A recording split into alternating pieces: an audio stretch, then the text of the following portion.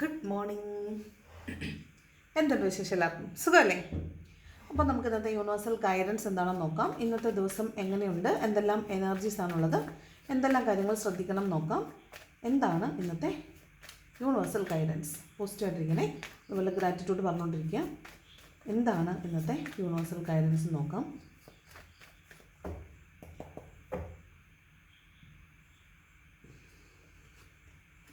First card king of pentacles ആണ്. അപ്പോൾ എപ്പോഴും പറയുന്നതാണ് കിങ് ഓഫ് പെൻറ്റക്കിൾസ് പറയുമ്പോൾ കിങ് ആണ്, പെൻറ്റക്കിൾസിൻ്റെ രാജാവാണ്. അപ്പോൾ ധാരാളമായിട്ട് പണം വന്ന് ചേരും എന്നാണ്, ഫിനാൻഷ്യൽ അബണ്ടൻസ് വരും എന്നാണ്. അതുപോലെ നമുക്ക് ഒരുപാട് സൗഭാഗ്യങ്ങൾ, ഒരുപാട് കാര്യങ്ങൾ നമ്മുടെ ലൈഫിലേക്ക് വന്നു ചേരുമ്പോൾ നമ്മൾ അത്ര കൂടുതൽ നമ്മൾ ഹമ്പിളായിരിക്കണം, ജനറസ് ആയിരിക്കണം എന്നാണ് പറയുന്നത്. നമ്മൾ അത്രത്തോളം വിനയത്തോടുകൂടി ഇരിക്കാൻ പറ്റുമോ അത്രത്തോളം വിനയത്തോടുകൂടി ഇരിക്കുക, അത്രത്തോളം ഗ്രൗണ്ടഡ് ആയിരിക്കുക. കാരണം ഇത് നമുക്ക് കിട്ടുന്ന സൗഭാഗ്യങ്ങൾ അത് നമുക്ക് മാത്രം അർഹതപ്പെട്ടതല്ല, മറ്റൊരുപാട് പേർക്ക് അർഹതപ്പെട്ടതാണ്. പക്ഷേ നമ്മുടെ ഭാഗ്യം കൊണ്ട് അത് നമ്മുടെ കയ്യിലാണ് വന്നു ചേരുന്നത്. അപ്പോൾ അതിൻ്റെ ഒരു വീതം, അതിൻ്റെ ഒരു നമ്മുടെ ടോക്കൺ ഓഫ് അപ്രീസിയേഷൻ ആയിട്ടോ ടോക്കൺ ഓഫ് ഗ്രാറ്റിറ്റ്യൂഡ് ആയിട്ടോ ഒക്കെ നമ്മളത് ആർക്കെങ്കിലും കൂടെയൊക്കെ പങ്കിട്ട് കൊടുക്കുന്നത് നല്ലതായിരിക്കും. അപ്പോൾ ഇന്നത്തെ ദിവസം കുറച്ച് ജനറസ് ആയിരിക്കുക എന്നാണ്, മറ്റുള്ളവർക്കും കൂടെ എന്തെങ്കിലും ദാനധർമ്മങ്ങളൊക്കെ ചെയ്യുന്നത് നല്ലതായിരിക്കും എന്നാണ് കിങ് ഓഫ് പെൻറ്റക്കിൾസ് പറയുന്നത്. കാരണം മറ്റുള്ളവർക്ക് കൊടുക്കാനും വേണ്ടി നിങ്ങളുടെ കയ്യിൽ നിന്ന് പണം വന്ന് ചേരും എന്ന് തന്നെയാണ് പറയുന്നത്. ധാരാളം പണം വന്ന് ചേരും എന്നാണ് പറയുന്നത്. അതാണ് കിങ് ഓഫ് പെൻറ്റക്കിൾസ് എന്ന് പറയുന്നത്.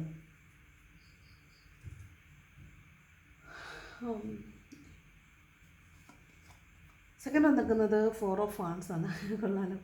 ഫോർ ഓഫ് വാൺസ് ഒരു റീയൂണിയൻ്റെ കാർഡാണ്. ഇതൊരു സോൾമേറ്റ് റീയൂണിയൻ ആണ്. നിങ്ങൾ പറയുന്ന പോലെ ട്വിൻ ഫ്ലെയിം എന്നോ ഒക്കെ പറയാം, ട്വിൻ ഫ്ലെയിം റീയൂണിയൻ എന്നോ അല്ലെങ്കിൽ സോൾമേറ്റ് റീയൂണിയൻ എന്നൊക്കെ പറയാം. ഇതൊരു ആഘോഷത്തിൽ പങ്കെടുക്കുന്ന എനർജിയാണ്. എന്തെങ്കിലും ഒരു ആഘോഷത്തിൽ, ചിലപ്പോൾ കല്യാണമായിരിക്കാം, കല്യാണ നിശ്ചയമായിരിക്കാം, അങ്ങനെയുള്ളൊരു ആഘോഷത്തിൽ ഇന്ന ദിവസം പങ്കെടുക്കുന്നുണ്ടാവാൻ സാധ്യതയുണ്ട്.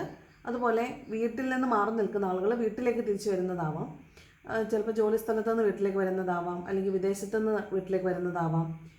ആ ഒരു എനർജിയാണ്. ഹോം കമ്മിങ്ങിൻ്റെ കാർഡാണ് ഫോർ ഓഫ് വാൺസ് എന്ന് പറയുന്നത്. അതുപോലെ ഇത് മാനിഫെസ്റ്റേഷൻ്റെ കാർഡാണ്. നമ്മൾ എന്താണോ മാനിഫെസ്റ്റ് ചെയ്യുന്നത് അത് നമ്മളിലേക്ക് വന്ന് ചേരുന്നു എന്നുള്ളതാണ്. നമ്മൾ ഒരുപാട് കാലമായിട്ട് ആഗ്രഹിച്ച ഒരു കാര്യം നമ്മളത് ചെയ്തു തുടങ്ങുമ്പോൾ അതിൻ്റെ ഒരു ഫലം നമ്മളിലേക്ക് വന്ന് ചേരുന്ന എനർജിയാണ് ഈ ഫോർ ഓഫ് വാൺസ്. അതായത് നമ്മൾ ആഗ്രഹിച്ച കാര്യം അച്ചീവ് ചെയ്യുന്നു, ആദ്യഘട്ടം അല്ലെങ്കിൽ ഒന്നാം ഘട്ട അച്ചീവ്മെൻറ്റ് നമുക്ക് കിട്ടുന്ന ദിവസം എന്നാണ്. അപ്പോൾ ഇന്നത്തെ ദിവസം നിങ്ങളെ സംബന്ധിച്ച് വളരെ സക്സസ്ഫുൾ ആയിട്ടുള്ളൊരു ദിവസമായിരിക്കും. നിങ്ങൾ ആഗ്രഹിച്ച കാര്യങ്ങൾ നിങ്ങളുടെ ലൈഫിലേക്ക് വന്ന് ചേരും. അതുപോലെ നിങ്ങളൊരു പാഷനെ ചേസ് ചെയ്യുന്ന ആളാണെങ്കിൽ നിങ്ങൾക്ക് അതിൽ നിന്നൊരു ബെനിഫിറ്റ്, അല്ലെങ്കിൽ ഒന്നുകിൽ നിങ്ങളെ മറ്റുള്ളവർ മനസ്സിലാക്കുക, നിങ്ങളെ ആളെ തിരിച്ചറിയുക, അല്ലെന്നുണ്ടെങ്കിൽ നിങ്ങൾക്ക് നല്ല മറ്റുള്ളവരാൽ നിങ്ങളെ പ്രകീർത്തിക്കപ്പെടുക, മറ്റുള്ളവർ നിങ്ങളെക്കുറിച്ച് നല്ലത് പറയുക. അതുപോലെ നിങ്ങൾക്കൊരു അച്ചീവ്മെൻറ്റ്, ചിലപ്പം ഫിനാൻഷ്യലായിരിക്കാം, അല്ലെങ്കിൽ എന്തെങ്കിലും ഒരു അച്ചീവ്മെൻറ്റ്, ചിലപ്പോൾ നിങ്ങൾ യൂട്യൂബ് ചാനൽസൊക്കെ തുടങ്ങുന്നുണ്ടാവാം, അല്ലെങ്കിൽ നിങ്ങളൊരു ഓണ്ടർപ്രണർഷിപ്പ് സ്റ്റാർട്ട് ചെയ്യുന്നുണ്ടെങ്കിൽ ഇന്ന് നിങ്ങളുടെ ഫസ്റ്റ് കച്ചവടം നടക്കുമോ, അല്ലെങ്കിൽ അതിൻ്റെ ഓപ്പണിംഗ് ആയിരിക്കുമോ, അങ്ങനെയൊക്കെ ഉള്ളൊരു ദിവസമായിട്ടാണ് കാണുന്നത്. അതാണ് ഫോർ ഓഫ് വാൺസ് കേട്ടോ. നിങ്ങളുടെ മാനിഫെസ്റ്റേഷൻസ് വർക്ക് ആവുന്ന ദിവസം എന്നാണ്, ഒരു ഫസ്റ്റ് ലെവൽ അച്ചീവ്മെൻറ്റ് ഉണ്ടാവുന്നു എന്നൊക്കെയാണ് ഈ ഫോർ ഓഫ് വാൺസ് പറയുന്നത്. 11 എന്നുള്ള നമ്പറില്ലേ, അത് നിങ്ങൾ ആ ഏഞ്ചൽ നമ്പർ നിങ്ങൾ മോസ്റ്റ്ലി കാണുന്നുണ്ടായിരിക്കും, 11. അതുപോലെ മറ്റുള്ള ഏഞ്ചൽ നമ്പേഴ്സ് 111, 222 അത് നിങ്ങൾ ഫ്രീക്വൻ്റ്ലി ഇപ്പോൾ ഈ ദിവസങ്ങളിൽ അടുപ്പിച്ചടുപ്പിച്ച് ഒരു പാറ്റേൺ ആയിരിക്കും. ചിലപ്പോൾ 1, 2, 3, 4 ആയിരിക്കും, 12 ആയിരിക്കും, 10 ആയിരിക്കും, അങ്ങനെ ഏതെങ്കിലും ഒരു പാറ്റേൺ കാണുന്നുണ്ടായിരിക്കും. മോസ്റ്റ്ലി 11 ആവാൻ സാധ്യതയുണ്ട്. ഓക്കെ. ദെൻ 6 ഓഫ് പെൻറ്റക്കിൾസ് ആണ്. ഇത് പണം വരുന്നതിനേക്കാൾ സ്പീഡിൽ പോകും. അതായത് നമുക്ക് കിട്ടുകയും അതുപോലെ തന്നെ അത് തിരിച്ചു പോവുകയും ചെയ്യുന്നതാണ്. അതായത് മറ്റൊരാൾക്ക് കൊടുക്കാൻ വേണ്ടിയിട്ട് നമ്മളെ ഏൽപ്പിക്കുന്നത്, നമ്മൾ കൈ പിടിക്കുന്നു, കുറച്ച് നമ്മൾ തിരിച്ചു കൊടുക്കുന്നു, ആ എനർജി ആയിരിക്കാം. അല്ലെങ്കിൽ നമുക്ക് ധാരാളമായി പണം വരും. അപ്പോൾ വീണ്ടും നമ്മൾ ജനറസ് ആയിരിക്കുക, മറ്റുള്ളവർക്കും കൂടെ അർഹതപ്പെട്ടവർക്കും കൂടെ അതിൽ നിന്നൊരു വീതം കൊടുക്കുക എന്നൊരർത്ഥവും ഉണ്ട്. അതുപോലെ കോംപ്രമൈസ് ചെയ്യുക അല്ലെങ്കിൽ ബാലൻസ് ചെയ്യുക എന്നൊരർത്ഥമുണ്ട്. അതായത് നമുക്ക് എന്ത് കിട്ടിയോ അത് മറ്റുള്ളവർക്കും കൂടെ ചെയ്തൊരു ബാലൻസ്, ഒരു ഈക്വിലിബ്രിയം ക്രിയേറ്റ് ചെയ്യുക എന്നൊരർത്ഥമുണ്ട്. അതുപോലെ നമ്മൾ അർഹതപ്പെട്ട ആളുകൾക്ക് വേണ്ടി തന്നെയാണോ നമ്മൾ കഷ്ടപ്പെടുന്നത്, അല്ലെങ്കിൽ അർഹതപ്പെട്ട ആളുകൾക്ക് വേണ്ടി തന്നെയാണോ നമ്മൾ നമ്മുടെ സമയവും പണവും ഒക്കെ നമ്മൾ ചിലവഴിക്കുന്നത് എന്നൊന്ന് നോക്കുക. ആണെന്ന് ഉറപ്പാണെങ്കിൽ ഇറ്റ്സ് ഓക്കെ, അല്ലാന്നുണ്ടെങ്കിൽ അത് മാറി ചിന്തിക്കേണ്ടുന്ന സമയമാണ് ഇന്ന് എന്നാണ് പറയുന്നത്. 6 ഓഫ് പെൻറ്റക്കിൾസ് ധാരാളം പണം വരും എന്നും പണം നമ്മൾ ചിലവഴിക്കും എന്നുമാണ് കേട്ടോ. നമ്മളിലേക്ക് വരാനും നമ്മളിൽ നിന്ന് പോകാനും സാധ്യതയുള്ള ദിവസമാണ്. അതുകൊണ്ട് വരുന്ന പണത്തിനോട് നന്ദി പറയുക, ഗ്രാറ്റിറ്റ്യൂഡ് ഉള്ളവരായിട്ടിരിക്കുക. അതുപോലെ പോകുന്ന പണത്തിന് ബ്ലസ് ചെയ്ത് വിടുക എന്നുള്ളതാണ്. അങ്ങനെ ചെയ്യുന്ന സമയത്ത് ഇപ്പോൾ പണം കയ്യിലേക്ക് വരുവാണെങ്കിൽ അതിൽ ഒരു തുക, കുഞ്ഞൊരു തുക എടുത്തിട്ട് നമ്മൾ എല്ലായ്പ്പോഴും നമുക്ക് കിട്ടുന്ന ഒരു ഏർണിങ്ങിൻ്റെ ഒരു ശതമാനം പൈസ, ഒരു ചെറിയ ശതമാനം പൈസ എടുത്തിട്ട് നമ്മളത് മറ്റുള്ളവർക്ക് വേണ്ടിയിട്ട് മാറ്റി വയ്ക്കുക. അവർക്ക് വേണ്ടിയിട്ട് എന്തെങ്കിലുമൊക്കെ ചെയ്യുന്നത് നല്ലതായിരിക്കും കേട്ടോ. അതാണ് 6 of pentacles. Then 10 of cups ആണ്. ഇതൊരു ഫാമിലി റീയൂണിയൻ്റെ കാർഡാണ്. അതായത് വീട്ടിൽ നിന്ന് അകന്ന് നിൽക്കുന്ന ആളുകൾ, ഹസ്ബൻഡ്, വൈഫ്, മക്കൾ, അമ്മ, അച്ഛൻ, അങ്ങനെയൊക്കെയുള്ള ഫാമിലികൾ തമ്മിൽ ഒത്തുചേരുക. ഫാമിലിയോടൊപ്പം നമ്മൾ പുറത്ത് പോവുക, സിനിമയ്ക്ക് പോവുക, ചിലപ്പോൾ ഒരു ചായ കുടിക്കാൻ പോവുക, അല്ലെങ്കിൽ ഫുഡ് കഴിക്കാൻ പോവുക, അല്ലെങ്കിൽ ഒരു യാത്ര പോവുക, ട്രിപ്പ് പോവുക. ഇതൊക്കെയാണ് 10 ഓഫ് കപ്സ് എന്ന് പറയുന്നത്. ചിലപ്പോൾ ഒരു യാത്രയൊക്കെ ഉണ്ടാകാൻ സാധ്യതകളായിട്ട് കാണുന്നുണ്ട്. അതുപോലെ ഇത് ഫാമിലിയായിട്ട് ചിലപ്പോൾ പാസ്റ്റ് ലൈഫിലെ ഫാമിലി ആയിരിക്കും കേട്ടോ. ചിലപ്പോൾ നമ്മൾ റീഡ് ചെയ്യുമ്പോഴൊക്കെ പാസ്റ്റ് ലൈഫിലെ ഫാമിലീസ് ഈ ജന്മ സോൾമേറ്റ്സ് ആയിരിക്കും. അപ്പോൾ അവർ തമ്മിൽ കണ്ടുമുട്ടുന്നതൊക്കെ നമ്മൾ കണ്ടിട്ടുണ്ട്. അപ്പോൾ അത്തരത്തിലുള്ള ഫാമിലി റീയൂണിയൻസ് ആവാം, പാസ്റ്റ് ലൈഫിലെ ഫാമിലി ആയിരിക്കാം. അല്ലെങ്കിൽ ഈ ജന്മം തന്നെ കല്യാണം കഴിക്കാതെ ഹസ്ബൻഡ് ആൻഡ് വൈഫ് പോലെ ജീവിച്ചിട്ടുള്ളവരാവാം, പാർട്ട്നേഴ്സായിട്ട് ജീവിച്ചിട്ടുള്ളവരാവാം, അല്ലാതെ കല്യാണം കഴിക്കാം എന്ന ഉദ്ദേശത്തോടു കൂടി ഹസ്ബൻഡ് ആൻഡ് വൈഫ് പോലെ ജീവിച്ചിട്ടുള്ളവരാവാം. അത്തരത്തിലുള്ള ആളുകളിലേക്കൊരു റീയൂണിയൻ ആവാൻ സാധ്യതയുണ്ട്. മോസ്റ്റ്ലി ഇത് ഫാമിലിയുടെ റീയൂണിയനാണ്. ഓക്കെ. ദെൻ 2 ഓഫ് വാൺസ് ആണ്. ഇത് ആരെയോ നിങ്ങൾ തേടുന്നു എന്നുള്ളതാണ്. ആരെയോ ആയിരിക്കാം, അല്ലെങ്കിൽ എന്തെങ്കിലും ഇൻഫർമേഷൻ ഗ്യാദർ ചെയ്യുന്നതായിരിക്കാം. മോസ്റ്റ്ലി ഇത് നിങ്ങൾ ഫോൺ എടുത്ത് വെച്ചിട്ട് ഒരാളെ പ്രത്യേകിച്ച് തേടുന്നതാണ്. ഒരാളെക്കുറിച്ച് വേറെ വാട്ട്സ്, അയാളുടെ ലാസ്റ്റ് സീൻ എപ്പോഴാണ്, അയാളുടെ DP എന്താണ്, അയാളുടെ സ്റ്റേറ്റസ് എന്താണ്, സ്റ്റാറ്റസ് അപ്ഡേഷൻ വന്നിട്ടുണ്ടോ, വാട്സപ്പിലാണെങ്കിൽ ലാസ്റ്റ് സീൻ എപ്പോഴാണ്, ഇതൊക്കെ നോക്കുന്നുണ്ടാവും. അതല്ലെങ്കിൽ ഇയാളുടെ പഴയ ചാറ്റുകളായിരിക്കാം, ഫോട്ടോ ആയിരിക്കാം, ഇങ്ങനെ എടുത്ത് സ്ക്രോൾ ചെയ്ത് നോക്കുന്നതായിരിക്കാം. ഇനി ഇതെല്ലാം വാട്സപ്പ് ഒന്നും അല്ല, നിങ്ങൾക്ക് മറ്റ് പ്ലാറ്റ്ഫോമുകളിലൊക്കെയാണ് നിങ്ങളിവരെ പരിചയപ്പെട്ടിട്ടുള്ളതെങ്കിൽ അവരുടെ അതേ പ്ലാറ്റ്ഫോമിൽ പോയിട്ട് അവരെക്കുറിച്ച് കൂടുതൽ സെർച്ച് ചെയ്യുക, അവരുടെ പേര് സെർച്ച് ചെയ്യുക, അല്ലെങ്കിൽ അവരെക്കുറിച്ച് കൂടുതൽ കാര്യങ്ങൾ അന്വേഷിച്ച് കണ്ടുപിടിക്കാൻ ശ്രമിക്കുക. ഇതൊക്കെയാണ് 2 ഓഫ് വാൺസ് പറയുന്നത് കേട്ടോ. മോസ്റ്റ്ലി അതാണ്. റിലേഷൻഷിപ്പ് ബ്രേക്കപ്പിലൊക്കെ നിൽക്കുന്ന ആളുകളാണെങ്കിൽ നിങ്ങൾ ചെയ്യുന്ന മിക്കവാറും ഈ ആളെ ട്രേസ് ചെയ്യുക എന്നുള്ളതാണ്. ചേസർ റണ്ണിങ് കോമ്പറ്റീഷൻ നടക്കുന്ന പോലെയാണ്.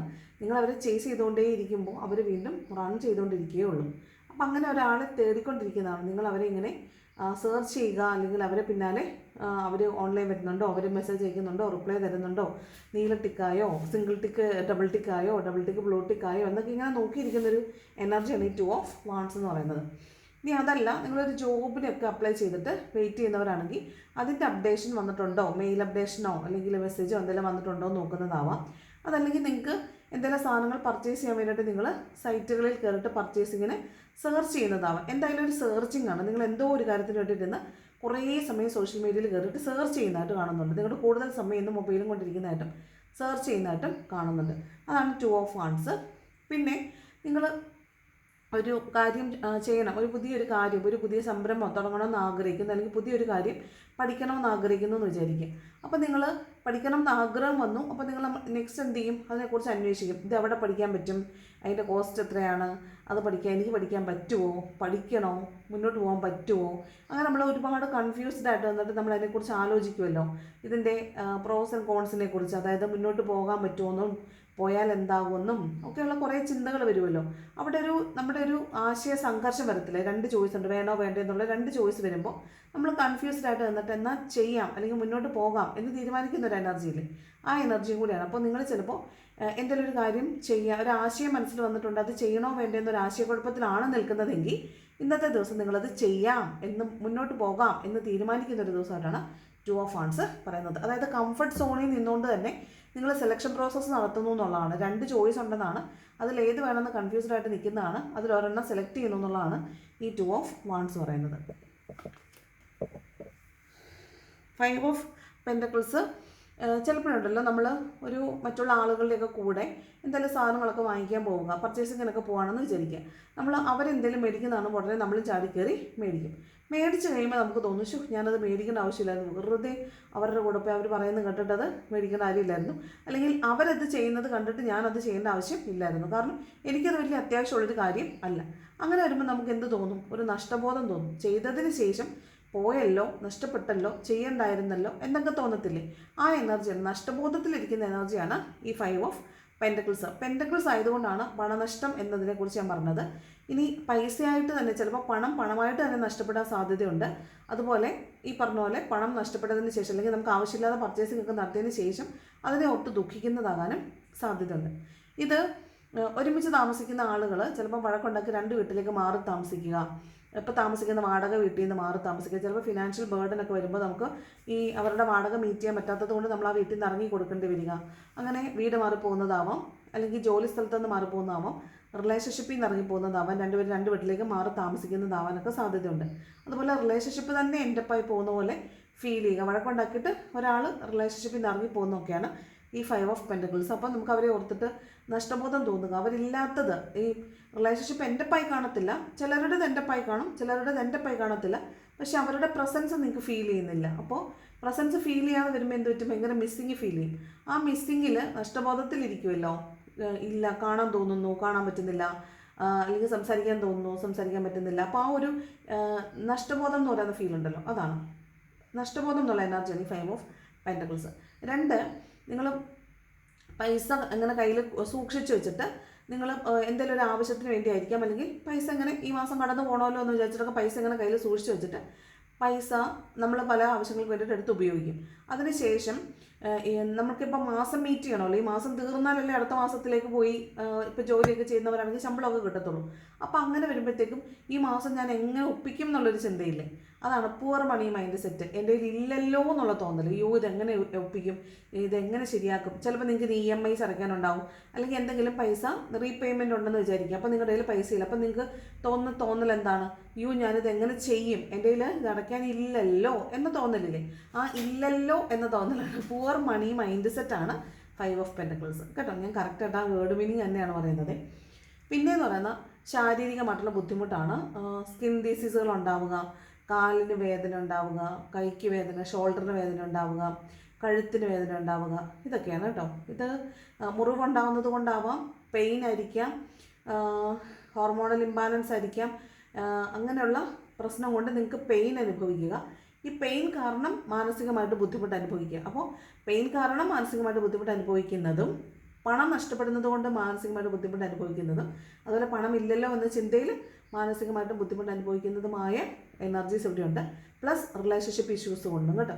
അപ്പോൾ മൊത്തത്തിലൊരു നഷ്ടബോധം എന്നുള്ള ഈ 5 എന്ന് പറയുന്നത് എപ്പോഴും അൺലക്കിയാണ്, അൺലക്കി 5 എന്നാണ് പറയുന്നത് തന്നെ. അപ്പോൾ ഈ 5 ശരിക്കും അൺലക്കിയാണ്, നമുക്കൊരു മനസമാധാനം ഇല്ലാത്ത കാർഡാണ്, നഷ്ടബോധമാണ്, ഇല്ലല്ലോ എന്നുള്ള ഫീലിംഗ് ആണ്, മൊത്തത്തിലൊരു നെഗറ്റിവിറ്റി സ്പ്രെഡ് ചെയ്യുന്ന കാർഡാണിത്. അപ്പോൾ ഇങ്ങനെയുള്ള തോന്നൽ വരുമ്പോൾ എന്ത് ചെയ്യണമെന്ന് ഞാൻ എപ്പോഴും പറഞ്ഞു തരുന്നതാണ്. ആ നെഗറ്റിവിറ്റി എന്നുള്ള തോട്ടിനെ നിങ്ങൾ ക്യാൻസൽ ചെയ്യുക, എന്നിട്ട് ഇതിൻ്റെ നേരെ ഓപ്പോസിറ്റ് ആയിട്ടുള്ള അഫർമേഷൻസ് പറയുക. എൻ്റെ കയ്യിൽ ധാരാളം പണമുണ്ട്, എൻ്റെ ആവശ്യത്തിനും അനാവശ്യത്തിനും എൻ്റെ ധാരാളം പണമുണ്ട്, എനിക്ക് നല്ല ശാരീരിക സുഖമുണ്ട്, എൻ്റെ ശരീരം പൂർണ്ണമായും ആരോഗ്യമുള്ളതായിട്ട് ഇരിക്കുന്നു, ഞാൻ പൂർണ്ണ ആരോഗ്യമുള്ള ആളാണ്, ഞാൻ പൂർണ്ണമായ മാനസിക ആരോഗ്യമുള്ള ആളാണ്. അപ്പോൾ എന്താണോ നിങ്ങളുടെ മനസ്സിൽ വരുന്ന ഒരു നെഗറ്റീവ് തോട്ട് അതിനെ നേരെ എന്ത് ചെയ്യണം, പോസിറ്റീവായിട്ട് നിങ്ങൾ അഫർമേഷനാക്കി പറയുകയാണ് ചെയ്യേണ്ടത്. ഓക്കെ, നമ്മൾ എന്താണോ ചിന്തിക്കുന്നത് അതാണ് സംഭവിക്കുന്നത്. അപ്പോൾ ഏറ്റവും കൂടുതൽ എത്ര തീവ്രമായിട്ടൊരു കാര്യം ആഗ്രഹിക്കുന്നു അത്രത്തോളം തീവ്രമായിട്ട് അത് നമ്മളിലേക്ക് വരാനുള്ള സാധ്യതയും കൂടുതലാണ്. Okay, next page of swords ആണ്.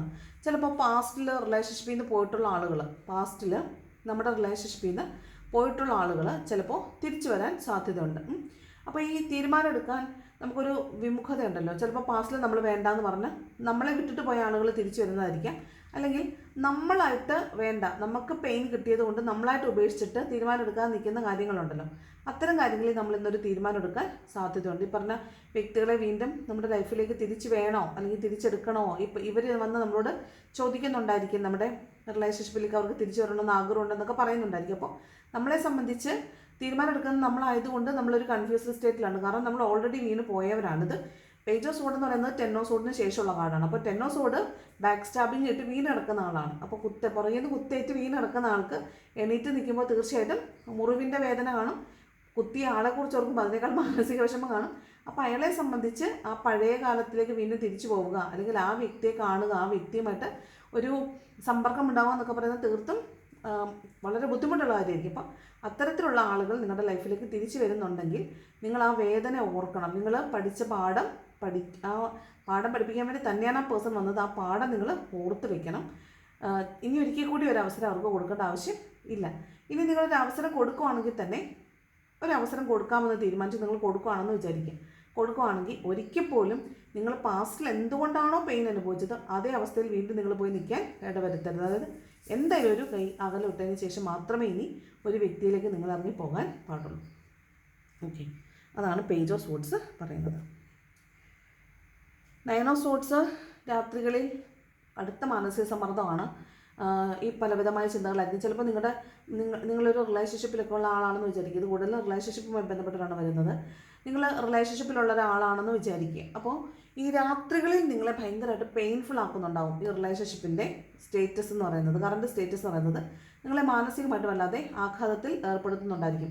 അത് കുറേ നാളുകളായിട്ട് രാത്രിയിൽ നിങ്ങൾക്കിത് സംഭവിക്കുന്നുണ്ട്. അതുകൊണ്ടാണ് രാത്രിയിൽ ഉറക്കമില്ലാത്തതും അതിൻ്റെ തൊട്ട് മുമ്പ് പേജോസോട് വന്നിരിക്കുന്നത്. അപ്പോൾ കുറേ നാളുകളായിട്ട് ഇത് തുടരുന്നുണ്ട്. എല്ലാ രാത്രികളിലും നിങ്ങളിങ്ങനെ ബ്രോക്കൺ ആവുന്നു. രാവിലെ എഴുന്നേൽക്കുമ്പോൾ വീണ്ടും റിലേഷൻഷിപ്പ് പഴയതുപോലെയൊക്കെ തന്നെയുണ്ട്. പക്ഷേ രാത്രി ആകുമ്പോൾ വീണ്ടും പ്രശ്നം ഉണ്ടാകുന്നു.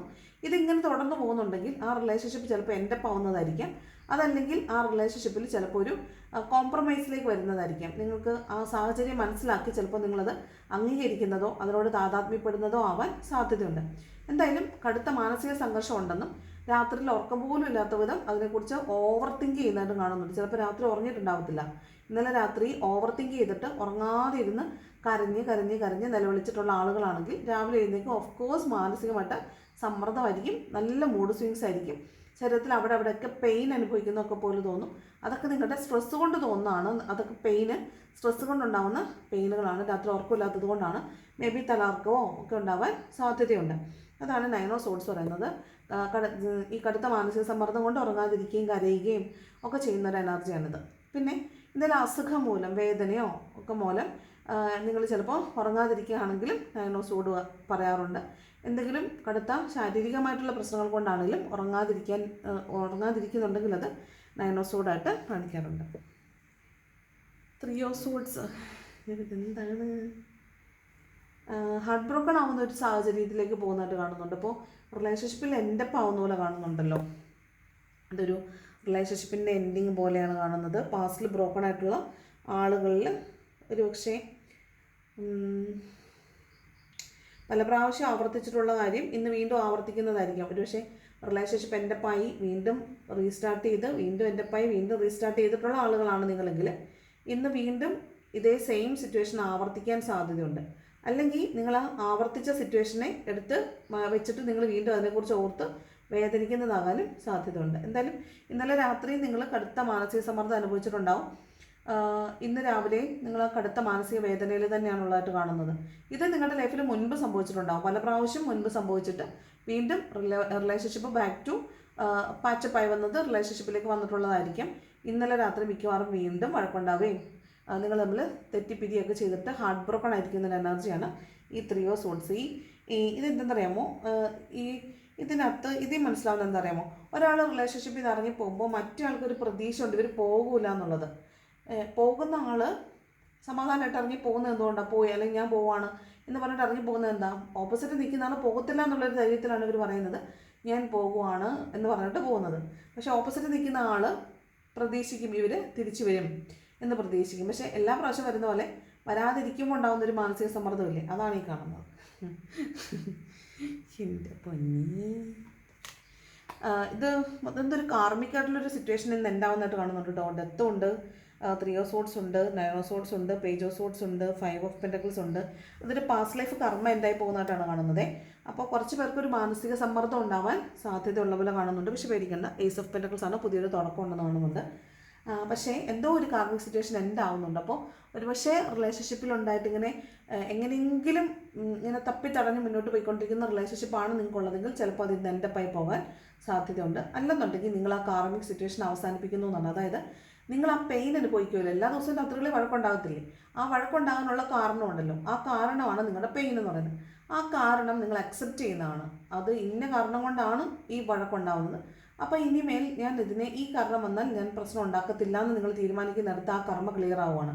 അപ്പോൾ അത്തരത്തിലൊരു കർമ്മ ക്ലിയറൻസ് ഉണ്ടാകുന്നതാവാൻ സാധ്യതയുണ്ട്. അപ്പോൾ ഒരു മാനസിക സമ്മർദ്ദത്തിൻ്റെ കാർഡാണ്, പാസ്റ്റിൽ നിന്നുള്ളൊരു കാര്യമാണത്. കാർമിക് സിറ്റുവേഷനാണ്, അത് എൻഡ് ആവുന്നതായിട്ട് കാണുന്നുണ്ട്. പക്ഷെ പേടിക്കണ്ട, ഏസ് ഓഫ് പെൻറ്റക്കിൾസ് ആണ് പോയിട്ട് ഒരു പുതിയ തുടക്കം ഉണ്ടെന്നും കാണുന്നുണ്ട് കേട്ടോ.